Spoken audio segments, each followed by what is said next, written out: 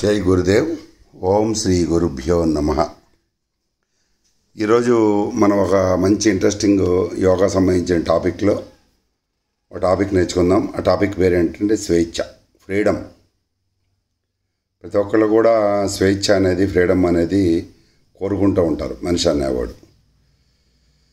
So అది ఎలాగా, దాన్ని ఒకసారి విశ్లేషణ చేద్దాం, చూద్దాం. దానికి ఒక కోణంలోంచి దాన్ని నేను ప్రజెంటేషన్ చేద్దామనుకుంటున్నాను. దాని గురించి తెలుసుకుందాం. జనరల్గా ప్రతి ఒక్కరు కూడా స్వేచ్ఛ కావాలని కోరుకుంటూ ఉంటారు. సో స్వేచ్ఛగా ఉండటం ఎలా, ఇది ఇంపార్టెంట్ క్వశ్చన్. స్వేచ్ఛ అంటే ఏంటి? స్వ ఇచ్ఛ, మనకిష్టమైనది చేయటం, అలానే ఆలోచించటం, మనకు ఇష్టమైన విధంగా ఉండటం అని సాధారణంగా అనుకుంటూ ఉంటారు అందరూ కూడా. నీవు నాట్యం చేయాలనుకున్నప్పుడల్లా నాట్యం చేయగలిగితే స్వేచ్ఛగా ఉన్నట్లు, అంతే కదా. నీవు దేన్నైనా ఎవరికైనా చెప్పాలనుకొని అలా చెప్పగలిగితే ఏదైనా విషయాన్ని నువ్వు స్వేచ్ఛగా ఉన్నావని అనుకుంటుంటావు. నువ్వు ప్రశాంతంగా ఎవరి నుండి ఇబ్బంది లేకుండా ఒక చోట కూర్చోవాలనుకొని అలా కూర్చోగలిగితే స్వేచ్ఛగా ఉన్నామని అనుకుంటూ ఉంటాం. ఇది కూడా స్వేచ్ఛ.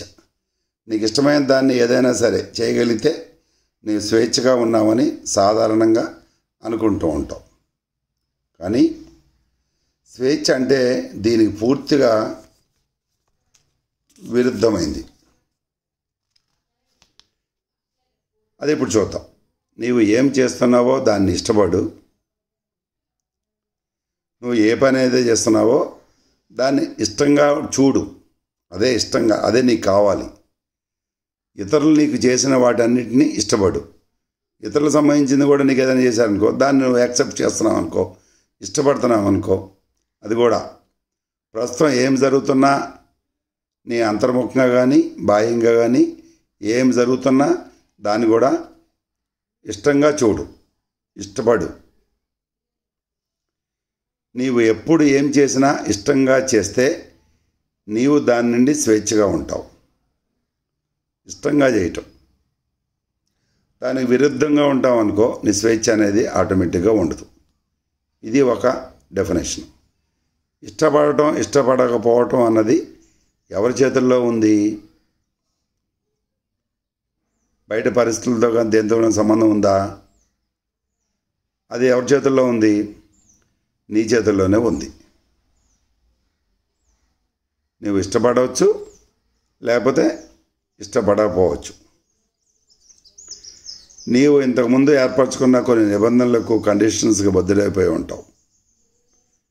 ఎందుకంటే నీకు కొన్ని అభిప్రాయాలు ఉంటాయి బలంగా. ఉదాహరణకి ఏంటంటే, నీవు ఏ పని లేకుండా ఖాళీగా ఉన్నప్పుడు నీవు వచ్చి ఏం చేసినా నాకు సమ్మతమే, కానీ ఇప్పుడు వచ్చి నన్ను ఇబ్బంది పెట్టవద్దు అని ఒక కండిషన్ పెట్టుకుంటే నీ ఇష్టాలన్నీ కూడా నిబంధనలకు లోనవుతాయి. నీవు కొన్ని నిబంధనలు పెట్టుకొని, కండిషన్స్ పెట్టుకొని, దాన్నే సేఫ్టీ, ఫ్రీడమ్ జోన్గా, కంఫర్ట్ జోన్గా, సేఫ్ జోన్గా అనుకుంటూ ఉంటూ జీవిస్తూ ఉంటుంటావు. అందుకే నీకు ఇష్టాలు కూడా ఆ నిబంధనలకు లోబడి ఉంటాయి. ఈరోజు కొన్ని విషయాలు తెలుసుకున్నాము. నెక్స్ట్ సెకండ్ పార్ట్లో, తర్వాత పార్ట్లో స్వేచ్ఛ అనే దాని గురించి మాట్లాడుకుందాం. Please subscribe my channel, please comment. Thank you very much. Follow అవుతూ ఉండండి నా అప్డేట్స్ని. Thank you.